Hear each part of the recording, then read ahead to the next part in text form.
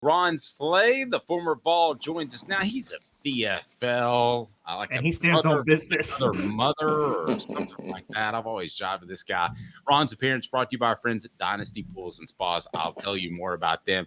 And Caleb has an interesting suggestion. Caleb, what you got today, brother? Oh my gosh, I don't know where this is. This could get Ron so mad that he could like get in the car, drive to where Caleb is, and beat him down. Because you say it, Caleb. I'm afraid to say it. I'm afraid to break the internet. Well, again, Ron, we were just talking about Eli Drinkwitz. So are you going to come to me and say we stand on business like he does? And yeah, that's what I do. I think Tennessee basketball clinched the outright SEC regular season title Wednesday. I'm not a big believer in seeding 2 versus 1 matters in the NCAA tournament. They have been playing their starters, mostly Zakai Ziegler, way too many minutes for the past month and a half. I think Rick Barnes should rest his starters until the NCAA tournament. Rest of the way. Crazy. Tracy Morgan on the program. You notice the crazier idea, Ron, the longer it takes for Caleb to set it up. Yeah, it's all a warm up. No, Caleb, you can't do that. You can't do that. Why not? This ain't the NBA. 2, you as a younger athlete that's not professional yet, you have to be able to keep your rhythm because you don't. Pros have a switch that you can turn on and off. College students don't have a switch. College athletes don't have a switch you can turn on and off. Ain't no ifs, ands, or buts. You want to keep a rhythm. So, you don't want to do that. Now, I'm all for, getting up 20 and pulling everybody, and let's get the reserves in there and play. But nah, man. And I'm also for, getting everybody experience in the SEC tournament. Especially winning that Friday game and not putting so much onus on winning the tournament. I think, man, when you look at it, the way the tournament is set up, that's the closest thing you're going to get to the NCAA tournament. You know what I mean? But no, we ain't resting, especially against Kentucky. Like, what? No. That's right. No, That's right, they can play 40 minutes in this game. That's right. Ron's appearance brought to you by our friends at Dynasty Pools and Spas in Athens. Go to their showroom and they can deliver it to your home in Knoxville or Chattanooga. Mention Off the Hook Sports. Get $500 off. And they have the chemicals to keep your spa and pool bubbling at its best. DynastyPoolsandSpas.com or go to that showroom in Athens. You said something that was really interesting to me, Ron, that pros – can flip a switch and college kids can't. Why? I think mainly it's because it's so many games, and for one, when it matters. I think each game in college matters. You're playing probably right under half the amount of games if you make a deep run in the tournament. Also, you're conditioned all day long for playing basketball. That is your job. Like when I wake up, I'm thinking basketball. When I'm getting ready to eat, I'm putting stuff in my body right then and there that's gonna be conducive to me having stamina in basketball. And in college, you ain't thinking about that, man. You got and it is getting better. You know what I mean? You got nutrition bar, training table, all of these things. But at heart, you're still a kid in a sense. You know what I mean? Even though you feel grown, you know what I'm saying? You still got to worry about, man, I got to go turn this paper in. Let me get over here to the Thornton Center. Let me go. I got to get to study hall. I got to do this. I got to do that. And so many other things that are not concerning your sport, you know what I'm saying, that you got to take care of. So, yeah, you answering phone calls and trying to get tickets lined up and who's coming to the game. You ain't worried about that as a pro. No, all that's taken care of. You got assistants for that. You got your homeboys for that. Everything's lined up, man. You know what I mean? You are focused on basketball. So when you take 2 or 3 days off, it's to actually rest your body. You know what I'm saying? Because you need the days off. So when you back putting the game, boom, it's automatically on. You're doing it 24 hours a day. School, you got. I mean, in college, you got too many other distractions, man. It's Caleb. It's a little different when it rings up in your bank account, I would imagine. That's a guarantee.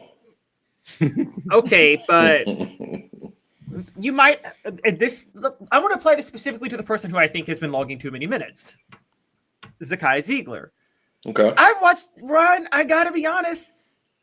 I feel like Zakai can turn it on whenever he wants to turn it on. I feel like Zakai only knows one way, and that is to go 1,000% every time he's out on the court. Yeah, I can agree with that. But when it comes to the minutes being played, coming from a guy that tore his ACL, it's not enough minutes in the game for you to play. You want to make up for all of that lost time that you had, that you were sitting there watching, and I can guarantee you are not tired. You're in the best physical shape that you've ever been in because the rehab turns a switch in your mind that's totally different than you were before you got injured. You ain't getting tired. None of that matters anymore. I'm telling you, you're trying to make up and prove to everybody each game that you go out there that, hey, man, I'm fine. Because you know if anything falters, that you will automatically go back and they'll say, man, he is off his ACL. You know what I'm saying? Like, you don't want that. Believe me. I'm telling you. I would have played out many minutes. I used to be PO'd at Buzz. I almost said Bruce. When Buzz used to take me out of the game. I'm like, come on, coach, man. He's like, no, we got to save. No, you don't. I just got saved last year. I didn't even play. I was sitting there watching y'all. No, don't save me. I'm cool. It's a pretty good point. I hadn't thought about it like that. Ron, I wrote a column that this NCAA basketball team is better prepared, better equipped to make a Final Four run than any Tennessee basketball team ever. That includes a couple that you were on. Am I in trouble with you, Ron, or am I right? You're a little bit in trouble just because of the front court. That's the only reason. Other than that, you all good. The back court, I think the depth is there. And I think you start to raise questions once you get past Tobey. You know what I mean? Like Josiah, yeah, you can count him as a front court player, but he kind of falls in between, you know, the wings and the four spot. Once you imagine, if you were thinking of my era when you got in foul trouble, if CJ Black and Charles Hathaway got in foul trouble, Isaiah Victor and Ron Slay was up next. If I got in foul trouble, Marcus Hayslip was up next. Like, you know what I mean? It was so deep. That's the only difference, you know what I'm saying? But other than that, I think you counter that, what I'm saying, with the coaching. I think as far as in-game adjustments was a little bit different being made by Coach Barnes. I think the ear of the coach is the leaders, Josiah and Santi and Zakai. They have the ear of Rick Barnes, which I'm not sure if we had the ear of Coach Green. I didn't get to that status where junior year I could, you know what I mean, probably tell him something and we run it. I'm sure Tony had it, you know what I mean, and guys like that, but it's different with Barnes. So I think that right there made level the playing field. But I think, man, this you want something. It is different with Barnes. Caleb, jump in here, but Green's get-togethers with his leaders were called happy hour, I think. And depending on who the leaders are. Damn right. Did the leaders even play? That's the question. You're right. Go ahead. Ron, it's funny. We're talking about Jerry Green, and we just talked about Wade Houston the last segment and his love for daytime soap operas. I know that was before you went to Tennessee, but yeah. I'm sorry, when you said "Don't Save Me," Project Pat went straight into my head. I'm sorry. They don't want to be saved. Don't save me. Ryan, okay, part of this is it's not about Tennessee. I have and I'm worried about this with the college football playoff, and I actually want to ask you about a philosophical issue I have with college basketball, which is the selection committee is totally not valuing the conference tournament anymore. They're not. If you look at how they seed, unless you win it, they don't even look at it anymore, which bothers me, because then why do you have it? Yeah. And I feel like there needs to be more regular season rewards. So half the reason I talked about resting the starters is to show up college basketball, to say, like, if you get a number one seed, I feel like you should play the first weekend at home, like in women's basketball. What do you think of making some changes to that, giving you some reward for actually doing the work in the regular season? Wow. I do like that. That'll be icing on cake. It's just, that's tough. That's tough to pass up, man. You said the first round? First weekend. First whole weekend. You're at entire weekend. Just like the women's game. That's like the women's game. That's dope right there, man. if I'm the team playing against them, though, golly, I feel such a disadvantage. I think it's a disadvantage for the women's, but I think they do it more so to get the people in the seats. But as far as the men's go, man, that's an advantage, dog. Like, that is not neutral site. That, to me, that's not tournament style. When you look at it being a tournament, like, you actually playing a road game and you're being punished for maybe winning your conference tournament. If you're one of the lower seeds, you're being punished for winning the conference tournament and having to go on the road and prove yourself again. So it's like, I don't know. I do like it if we win the regular season. Hell yeah, that's when we really go all out. He ain't resting nobody, but man, that's a tough one right there. I don't mean the top 4 seeds like they do in the women's game, because the top 4 seeds all get a home weekend. Right. I mean just the number 1 seed, and then like make the lowest seeds like those bubble teams that get in at the lower rung of the power conferences. On the road. Yeah. Yes. I'm sorry. How epic would this be? Caleb is already chaotic, man. You want to add more chaos? Dave, can I get Paris Hilton on this one? Oh yeah, Paris Hilton. We'll play that anytime. That's hot. Yeah, it is. Hey, that's kind of good. I'm up for the 128 team. Yeah, jeez, that's too many, man. They're gonna give everybody the first 64 all buys. Then no, wait. You're in an NFL town. About a third of the NFL teams make the playoffs. Why not a third of the college basketball team? This is true. This is true. Yeah. Does it hold the same? Does it hold the same? Will it hold the same? You know, like it won't be held in the same esteem, man. Like that's too many teams. Yeah, no, fair enough. Why have a regular season at that point? There you go. You might as well have a tournament starting in January. Then they really cut our season short. We get snubbed anyway because of football. Show me the shirt there. Oh, boom, baby. Yeah, the boomerang. Can I put that on my merch shop, and then maybe we can both make some coin off of it? We'll throw that out there. Do I get a wholesale price if I do that? I really don't deal with a lot of middlemen. It's a very smart. It's one more man with their hand out. It's exactly what it is. Hey, Ron, at least I wouldn't be the middleman. I would be the guy. It's true. Not like I said, call my wife. But I've done that before. All right, so Ron, Dalton Connect is about the most likable player in the nation, and I'm just curious of his impact. And Caleb has a comment from a national broadcaster that kind of took a shot at him. But you ever seen a guy take this Tennessee basketball program by storm? I can only think of one comparison. When Tony Harris showed up on campus, and you remember, now you weren't there yet, but they did Midnight Madness, and it was at midnight. Now, as it turns out, he strained his calf, which was a bad harbinger of things to come. But everybody was so excited, and Thompson-Boling Arena was almost sold out at midnight for their first practice. Yeah. Other than that, I can't think of anybody that's just come in and gotten people so excited, just other than you, of course. Yeah, I flew under the radar. I think T. Harris is one. I think Vince was one, man. I think when Vince committed, dog, and then got on campus, like that's all we were hearing. As far as the next class, and I was way in Virginia at the time with no internet or things of that nature. Now I was hearing about Vince and Yarbrough with him being like the number 1 player in the South. That was different. Outside of that, though.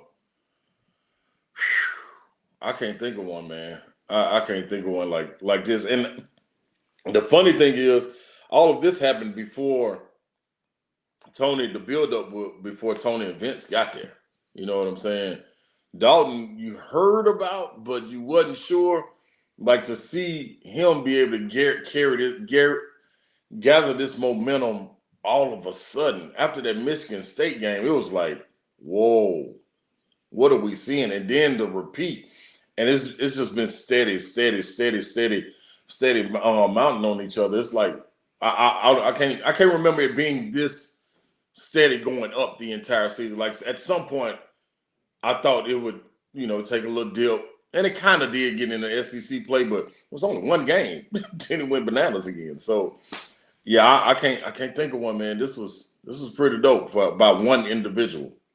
Ron's appearance brought to you by our good friends at Dynasty Pools and Spas right there in Athens. They have the showroom. They deliver to Chattanooga or Knoxville.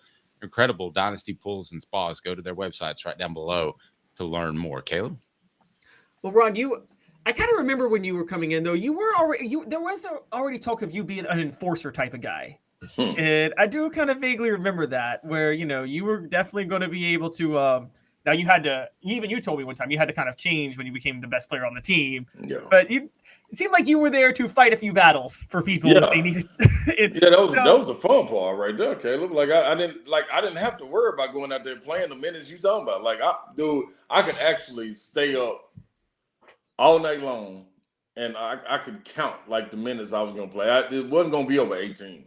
It wasn't gonna be over 18 minutes. So I could do that in my sleep. Like I wasn't doing them, but bringing energy. Like that was second nature right there. The scoring and the rebound and all that. That's the easy part. It's just, man, let me go ahead and put this show on. So basically, Tennessee was like Taylor Swift. They knew you were trouble when you walked in. They should have. How did we get a Taylor Swift reference? He was banking on that all day long. Like, I'm gonna work this in there somehow, some way. I'm getting Taylor involved in this show.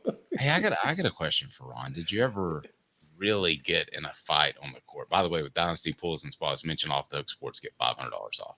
Did you ever really get in a fight where you threw a punch or you took a punch on the court? Because mostly you basketball guys, just you're as bad as baseball players. You just shove around and don't do anything. I think the Memphis game, I was able to sneak one in the tunnel. In the tunnel? Yeah, because they carried over. Your freshman at year? Memphis, yeah, at Memphis. Oh, You got like 2 or 3 people got ejected in that game. You pop somebody in the tunnel? That's the coolest thing. That was Ron's breakout game. Yeah, I tried to hit him in the throat. Okay, just paint the picture. We're going to be quiet. Ron, tell us a story. No, it was I think CJ Black and somebody got into it underneath the basket for a second, and we went over to break it up. And somehow, I don't remember if it was halftime or who got ejected or what. Somehow we were in the tunnel and together, and they were talking, we was talking, and I went to like push them in the throat, and it kind of hit me. So I ain't really just still on them, you know what I mean? Nothing like that. But I'll take that. if it was gonna be a fine given out, I'll take that. I'll take that punishment. But the other one was Keith Bogans. I didn't. So when I was a freshman or sophomore, I used to let my nails grow for times when it was gonna be jump balls or it was gonna be a scrap for the ball, 50-50 balls, and if it was gonna be a pile up, I was cool with being under the pile because I was just gonna scratch everybody like Wolverine. So I remember putting. It is kind of gross, but anyway, go ahead. It's kind of gross, but Keith Bogans got a big scratch to this day on his either on his arm or inside, like by his ribs, and just because then that's my man. But you just have to be on the opposite team. We don't like Kentucky. Didn't he score like 49 points at one point against? How many points did he score against Tennessee? Didn't he have a monster game? Jody Meeks did. It wasn't Bogans. Jody Meeks did that. That was Jody Meeks. Bogans was super efficient against us, but we weren't giving up no points like that. I don't know what team let Jody Meeks go crazy like that. Ryan, we would got him out of there, and he's not doing that on us. We had a challenge the next day on my radio show to say Jody Meeks' name, whatever the points was. You remember how many times? It was nuts. It was 40 something. Yeah, and it was the top bowling record, I believe. Yeah, 54. It was 54. 54. I remember saying, I thought it was in the 50s or 60s, and I remember saying, "Can we even say Jody Meeks' name 54 times in a 2-hour show?" And we had to really push it to get there. Oh, who let this man see? It's Jody Meeks.